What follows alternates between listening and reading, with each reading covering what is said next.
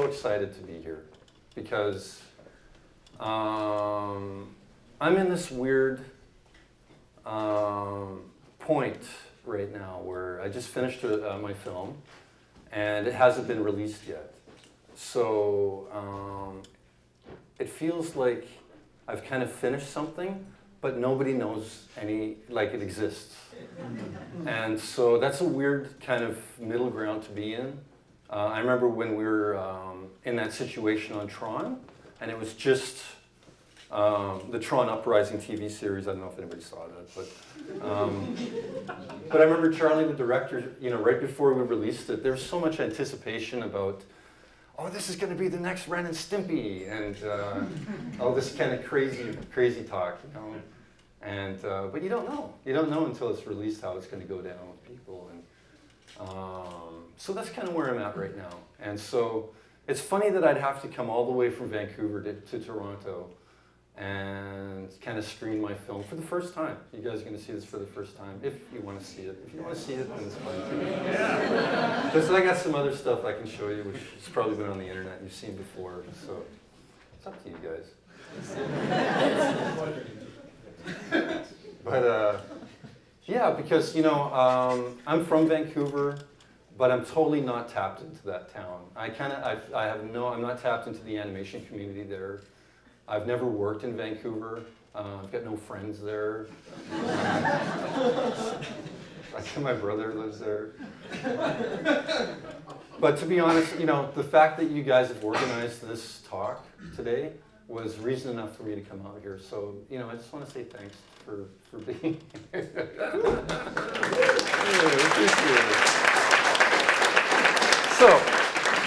So I haven't really prepared anything. It's just going to be off the cuff, which I kind of prefer to do.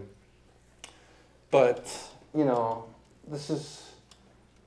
I kind of organized all these files right here. And I think it's all in numerical order, but it's not necessarily in chronological order.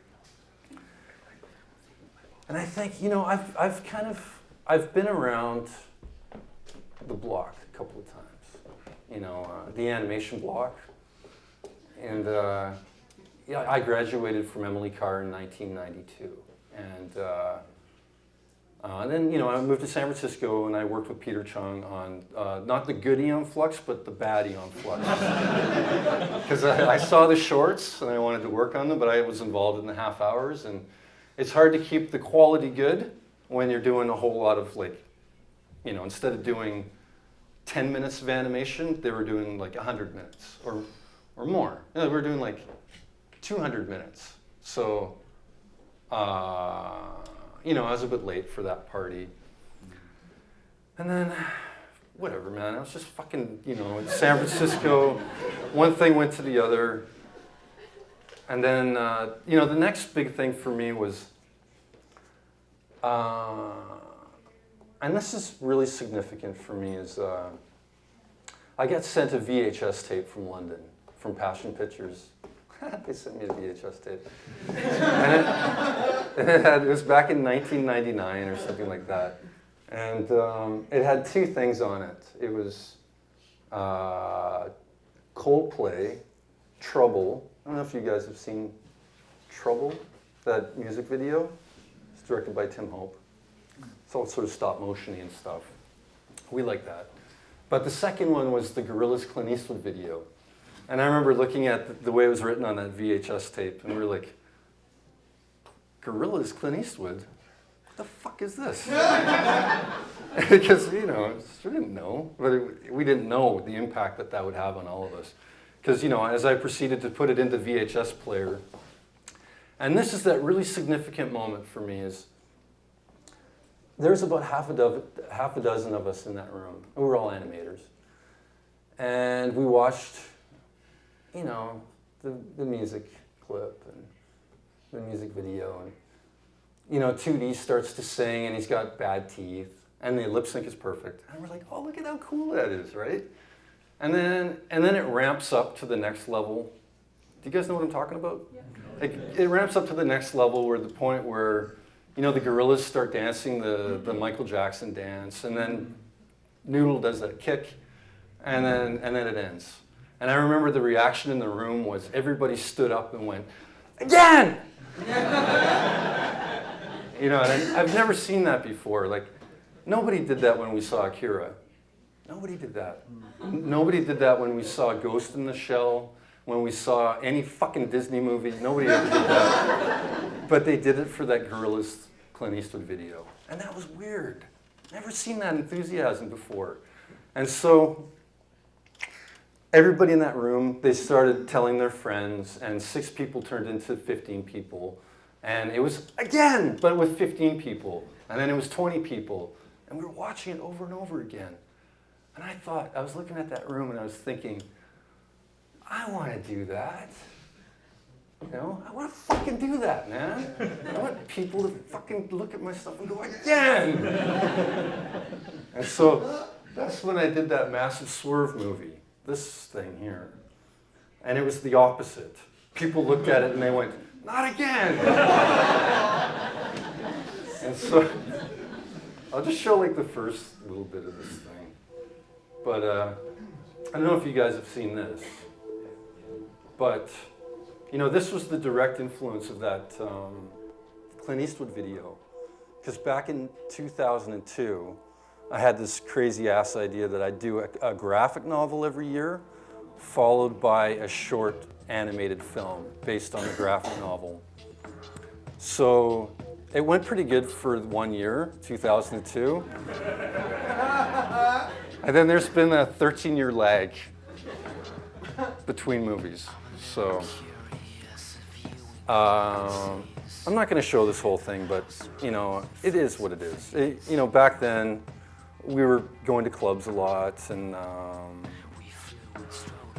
for me, I was never really the kind of guy to sit down and come up with characters and come up with a scenario of like some guys in a spaceship, and then they got like the story arc, and you know, I could never do that. Like my friend Jamie could do that; he was really good at it. But every time I did it, it was always really stupid.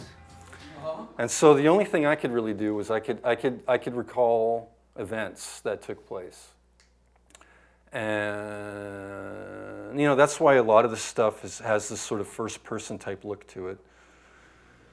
So you know, back in that was 2002. Not again.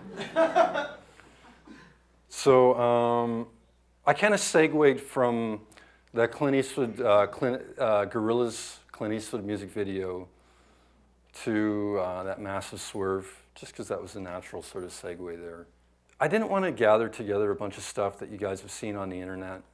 So, you know, this is some storyboards from that Beatles rock band cinematic that sort of followed on the heels of the Gorillaz Clint Eastwood stuff. This was also done at Passion Pictures. And Jamie Hewlett phoned us up and said, thanks a lot, you guys. And we said, why? He says, because I'm getting all the credit for that Beatles job. But this is, you know, this was a Pete Candyland directed spot. I've worked with Pete a lot.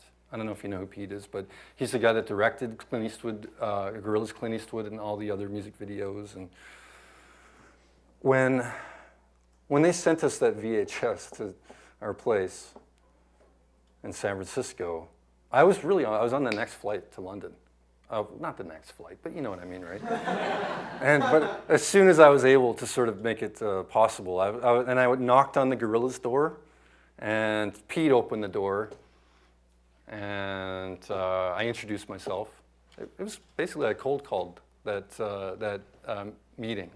I said I want to work on that stuff, and I showed him my stuff, and I had, you know, quite a bit of commercial work that I had done up until that point.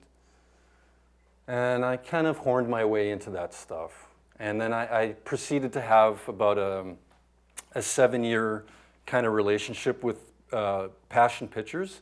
But specifically, it was with Pete. Pete was really my main employer for about 7 years. And so this was one of these jobs, you know. And so, oh, and another thing was Alberto Mielgo was working on this. You guys know Alberto? Fucking ferocious shit. Guys, he terrifies me, man. So Alberta was floating around London at that time too. And he did all the backgrounds for this Beatles job. So he basically just completely ignored all the layouts I did here. Which, I was a bit pissed off about that until he started doing what he was doing, and then I got really scared after that. So basically, it seemed like I was sort of slotting myself into a design animation thing, and he was slotting himself into a art directing background artist type thing. And so, okay, so that's the Beatles job. I'm just going to run through these jobs because where I'm going to with this stuff is I'm making a distinction between commercial work and working for other people and the work I do for myself, which pays no money. I need to work for other people because I need to make money. And I work for myself because I'm compelled to do that. I'm compelled to be more like Jamie Hewlett is what I want. And that's my goal. And specifically, you know, it doesn't matter if you're a musician or an animator or whatever, you know, across the board, I think everybody wants the same thing. Everybody wants to get paid to do whatever they want to do, right? Yeah. I want to do that. Yeah. So, you know, nobody was going to pay me to do what I wanted to do. So I had to do it the opposite way. I had to do what I wanted to do, and I'm trying to figure out how to make it sustainable afterwards. So I've got it all kind of ass backwards. So this is the Dance Central thing that sort of came on the heels of the Beatles job. It was with the same clients, Harmonix, and they're located in Boston, near Harvard. So that's as close as I'm ever going to get to Harvard. So this is, you know, stepping through the animation frames. So stepping through the animation frames, you get to the sort of like the rough layout with the lighting and the background, stuff like that. A lot of Peter Chung kind of influenced kind of characters. I can't seem to get that out of my system. Like with this kind of skateboard dude.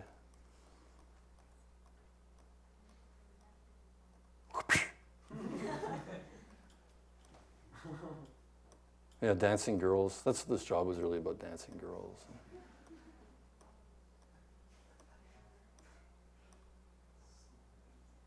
So, you know, it was right around this time that I discovered something in Photoshop called noise, which I use all the time. And to me, I love it because, let me just go close on noise. It looks like instant quality to me. Look at that. It takes that perfect Photoshop gradient and it makes it look speckly. And it makes it look more analog to me and less digital. So that's kind of like, that was a big revelation for me, like was that panel right there. Because then I thought, okay, I'm going to start doing that for the rest of my life. And so, yeah, that's Dance Central. And then, oh, okay, I got some Tron designs here. So that's not a Tron design. One thing I do is, people get in touch with me and they ask me to do design work or freelance work for jobs on spec. So a lot of the times that's commercial work. I'd say about 50% or maybe less, maybe like the success rate of the jobs that you do artwork for and them actually getting awarded, it's pretty low. So I always make a point of telling everybody that I work with, like Passion and anybody else, when this job goes tits up, I'm going to print this in my book, if you don't mind. And so they, yeah, okay, do whatever you want to do. So a lot of my books are full of jobs that haven't got awarded. Because I don't want to do all this work and have it sort of just languish in the unknown. Because a lot of the times my best work is done it's client work. And I'm not able to do this all the time because sometimes, especially with bigger studios, they've got their lawyers and their accountants on the case, and they're not going to let you, start, using that stuff for your own purposes.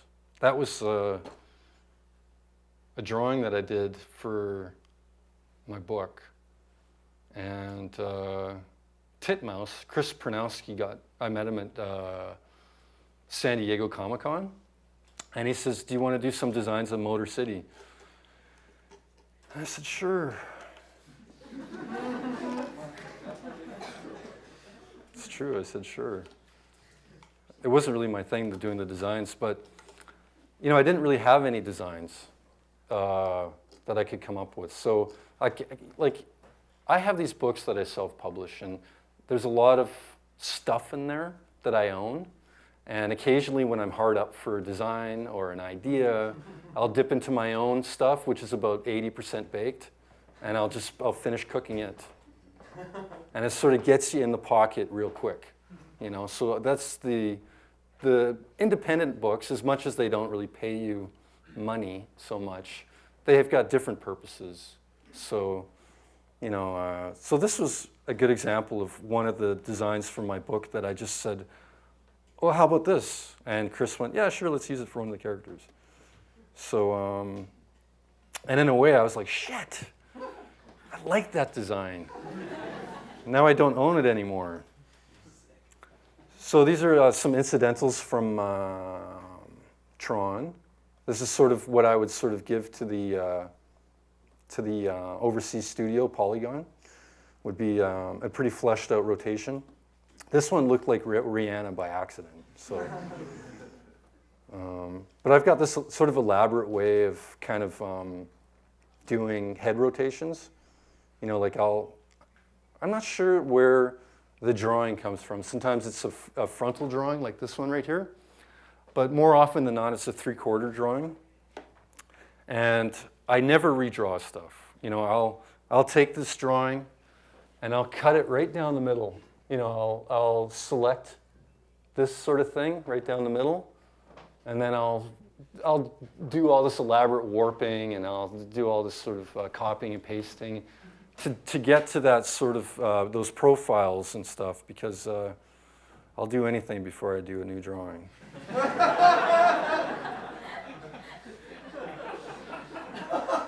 It's true, I'm fucking cheap like that. So this was a bit more difficult because that design isn't symmetrical, but that's one of the main characters there. And this was, what was this? Oh, Mara. So this is sort of my page of incidental characters. It was a very sort of a racially diverse kind of cast of characters in this show, which I kind of liked to include with my designs. So, this is the last job that I got fired on. It was a Grand Marnier commercial, and they needed a fall guy, so I got fired. And so look at the effect of Peter Chung on my drawings. It's the head to body ratio is, and I'll tell you something, this looks one way in a drawing because you can sort of get your pencil around it and sort of fake it and stuff. But when they made this thing in 3D, and because it's real geometry, right? And then they put this on they put her on a motorbike. She's sitting here like this, and her leg is coming out about that far.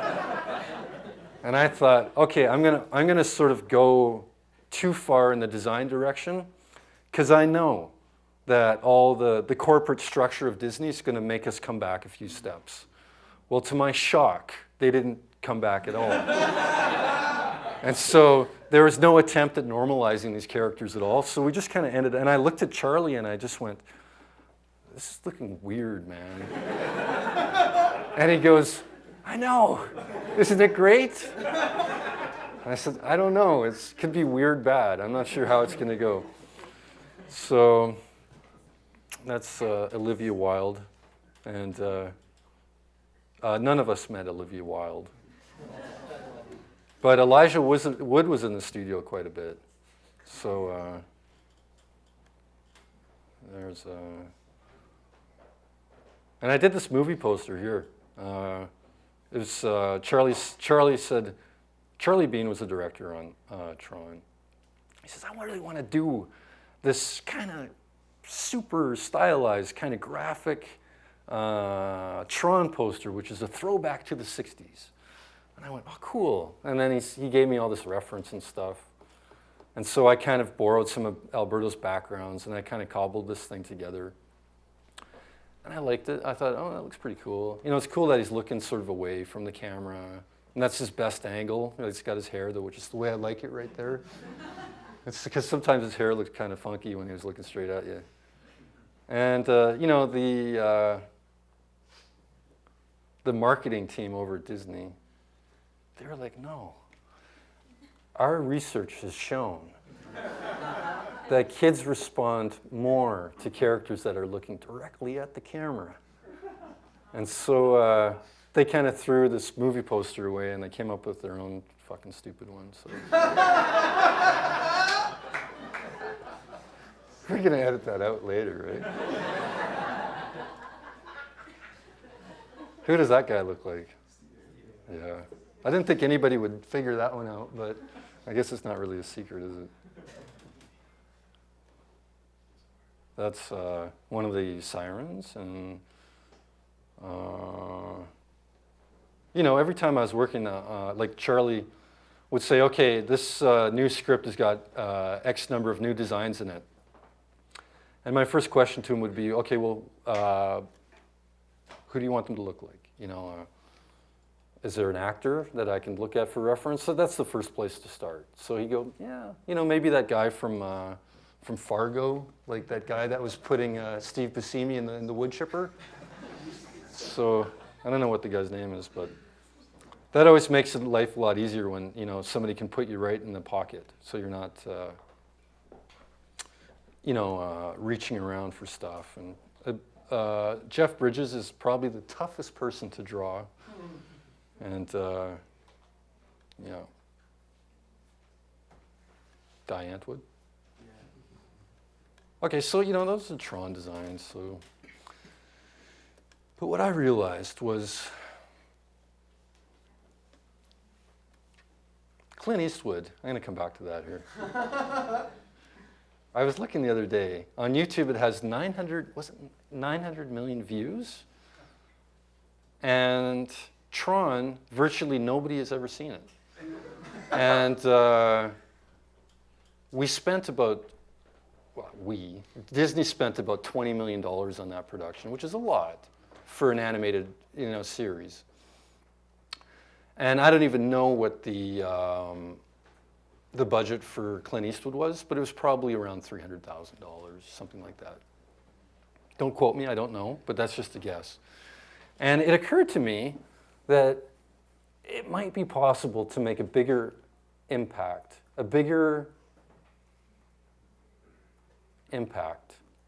doing less work and spending less money. And it's true. If you look at Clint Eastwood, it has a much bigger impact than Tron Uprising, with a fraction of the budget, with a fraction of the crew. Jesus Christ. There was about 100 people that worked on that Tron production. And it was just immediately went into the unknown. So that's when I really started thinking about, well, I don't know if it's true or not, but I was playing around with it in my head. I was thinking, I'm going to try to do less and have it be more. So that's kind of the tip that I'm on right now.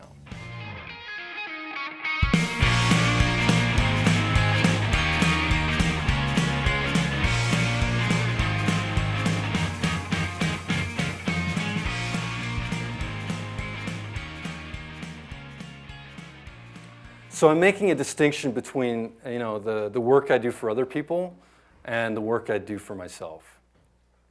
So around the time of 2002, I printed my first Massive Swerve book. Massive Swerve is kind of my brand, like Mad Magazine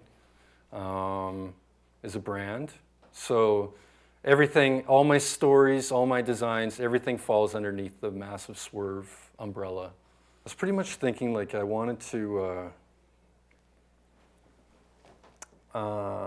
start doing my own books and printing them myself. So I do a print run of about 1,000 books. You know, and I just sort of, like I said, I would do stuff that I was kind of, stories people would tell me, you know, Burning Man stuff, you know, kind of a lot of Bay Area type content back then. It's fucking my ass getting beaten down in Bangkok for some crazy reason. And Sex Police, that's just stupid stuff. It's not real. Yeah. But there's a kung fu sequence, yeah.